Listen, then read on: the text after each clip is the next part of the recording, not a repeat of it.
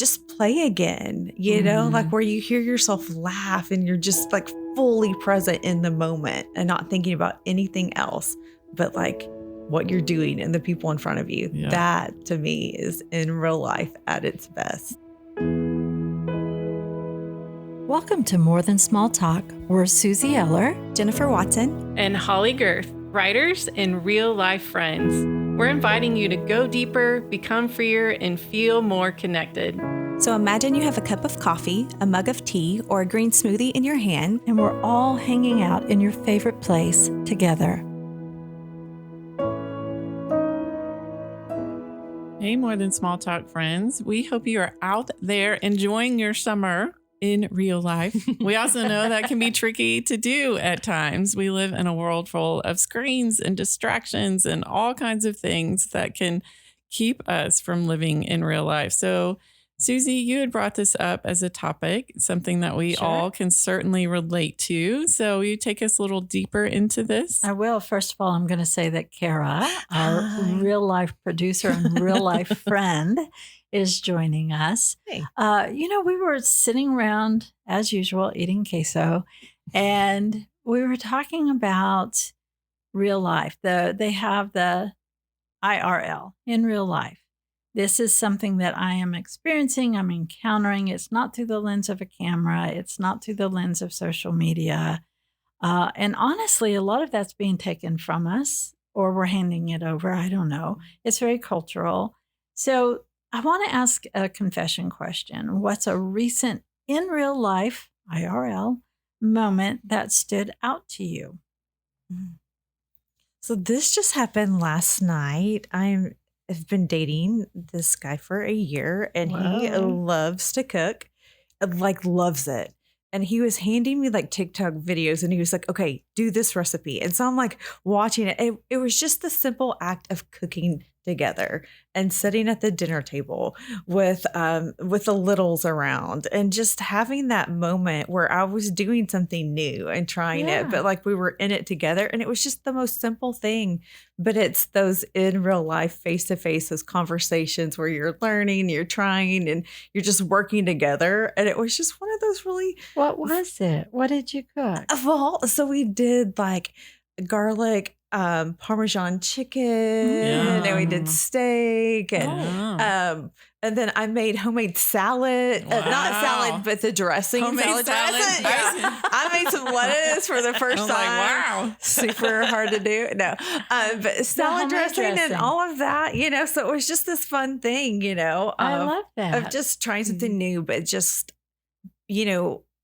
not looking at our phone other than like I needed to figure out how to do the video. It was like a hybrid. Like you included technology. You just didn't stay there. No. But it wasn't between you. No, no. And so it was just a really fun, simple moment of like doing life together. That's awesome. Well, I told this story to my friends just before we started airing. But so we took out 10 of our family members on a boat. And we were coming in, and my job on the boat is always to pop off onto the deck and tie up the boat. Well, the boat was really heavy because we had 10 people on it. So when I put my foot on the dock and grabbed the rope and leaned over, I still had one leg on the boat started casting away. And all of a sudden, I was doing the splits. Now, listen. There's a point in time where none of us should be doing splits. Valid. It was too late for that.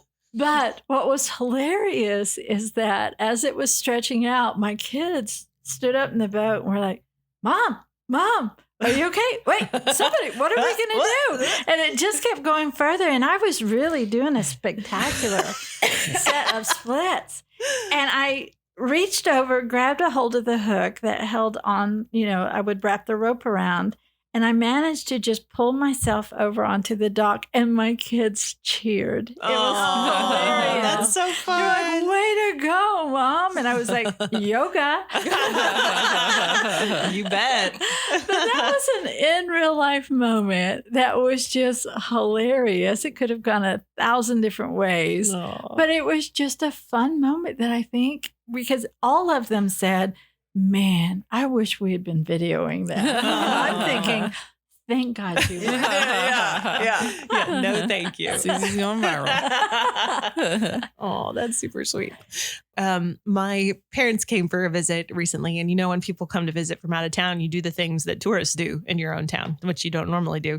So we went to Crystal Bridges, a local art museum that's gorgeous, and they just did a big renovation. We hadn't been there in forever. And it was really sweet because my husband and I, it was one of those where we were kind of, my mom and dad were a little bit behind us. My husband and I were kind of looking at things ahead. And normally the museum wouldn't be his scene, but there were a couple of pictures that we just kind of found ourselves standing and staring at. And it was a cool moment for me because I really love art and stuff. He just has other interests, but he would be the one to pull me and be like, look at this one, and we just found ourselves staring at this massive piece of art in front of us and just pointing out like, look at this thing. Oh, look at that detail. Look at this. And it was a really neat moment. I was like, this is such an unusual experience for us in life now because everything we look at is tiny and it's moving and it's like on a screen. On a screen. This is a very visceral, like real life. I don't know. It was just a moving experience, even though it was like, I'm seeing this art before, I'm sure he has too, but we were just standing there looking at it, looking at the details. Look at that squirrel, look at that bird, look at this detail. And it was a really good in real life moment that I was like, I'm really glad we're doing this. We're looking at real art in the real world. It's bigger than we are. And so it's helping us to see things clearly rather than just on this tiny little screen that distorts reality. It's kind of bringing reality You into experienced it. Yeah, we did in a real way. Instead of experiencing it through somebody else's experience. Yes, we experienced it and we experienced it together. So it brought us together instead of isolating us, which is good. Usually what the screen does for us. So he left that day and I really enjoyed hearing him say, he said, I enjoyed that more than I thought I would. Just the whole thing. It was really fun. So I appreciated that moment. Love that. Yeah, we recently went to Florida with Lavelle, David, and the Littles, and they were boogie boarding. Oh, and I was like, kids. Like I grew up by Galveston. We went to the beach in South Padre, and I was a boogie boarder. Oh, you got some skills. Yeah. So they were like, what's happening? Nana's coming into the wave. She's taking our boogie boards. Like Nana has skills. So I demoed and then they were like, oh, we want to do that. And so like Mark was standing in one spot where the waves were breaking. And then I was kind of a few feet away and I would drag one little on a boogie board to him. He would wait for the perfect wave, push them into it. And then I would bring the next one. It was like this assembly line boogie boarding. So and sweet. It was so like fun and just reminded me of being a kid. And I think there's something about experiences where you use all your senses. Like when I describe that, I can see the waves, I can hear them, I can like taste the salt, I can smell the air, I can remember how it felt to like, grab their little boards and pull them out there. And I think so much of what we do is so visually heavy, maybe also audio, but I think our bodies are hungry for like, remember the rest of me. Like you said, Jennifer, your cooking is another one where so you're tasting. So 5 sense experiences. I think we have fewer of those. We have a lot of 1 or 2 sense experiences. That's good.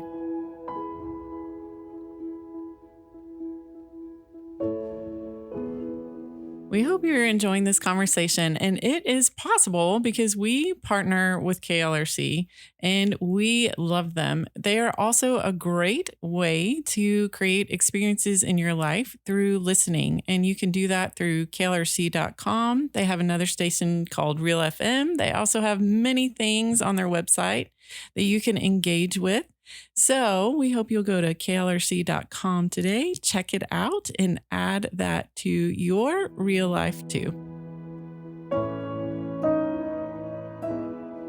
Oddly enough, there are many generations under us now, even though you guys are not old, I'm older, but there's many generations of us under us that have never experienced a life that is fully immersive all the time because this has been their life since, when you see a phone when you're a year and a half old, that's your life.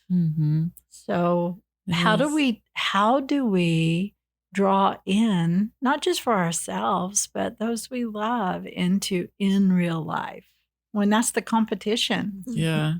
I wonder if we even make like a goal to say every day I'm going to have a 5 sense experience. Oh, Yeah. that's good. Ooh. I like You know, that. even if it's That's just good. for a few moments, like something where I can ask myself, what do I see? What do I hear? What do I touch? What do I taste? You know, what Yeah. all 5. Mm, So maybe that could be part of it. it's really good. Yeah. Hmm.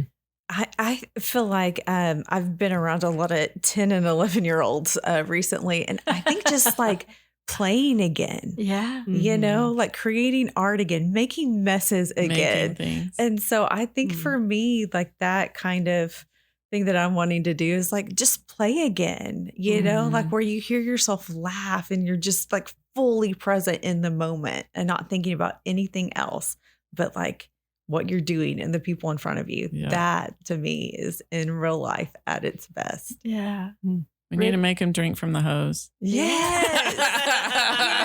You know, we used to play and ride bikes and do all the things, you know, Water but like, fights. It's but we still need to play. Yeah. Like we're never too old. fun.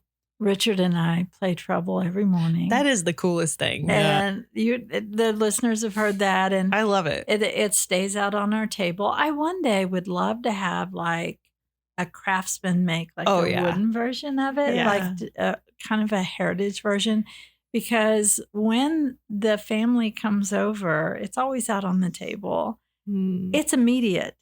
Audrey will walk in and be like, "Okay, who's playing Trouble with me?" Oh. And or Josiah will come over. We call it double trouble when you play two parts of it each, and he'll come over and like, "Gogs, we're playing double trouble." And so it's kind of a it's not a spoken rule in our home, but it's kind of a general guideline in our home that when we're eating, the phones go away. Yes. Mhm. And that's with Richard and I personally. But then it's also when our family comes. Like I said, I'm not up there going, "Put away your phones," or "Here's a basket." It's just like, let's play Trouble. Let's Yeah. play this. Let's have conversation. And so creating a culture where you can have those 5 experiences, even in simple moments. Yeah. And where they're integrated into your life. Like that Mhm. that's like a rhythm, It is. you know, where your people just know, oh, we play Trouble. This is us. This is Doggone what we Big Dad do. play Trouble every single morning for breakfast. And it's a silly thing. It's Yeah. so cool, Yeah. And I think it often is like the Yeah. silly little things. Yeah, Mhm. and I have sayings like, if somebody's like killing me over and over again in this game, I have these fun words that I say, like, "You doghead," you killed me, but they have them too. And that's what's Mm-hmm. hilarious is when you hear coming out of a generation 2 times down from you, and they're saying the same words, "You doghead, dog face," and I think, okay, this is something. I mean, I could probably pass down something better to them, but it's the act of just having fun. It's important. Yeah. And my mom's an occupational therapist. Yeah. For her career, she worked with littles, mostly 5 and under.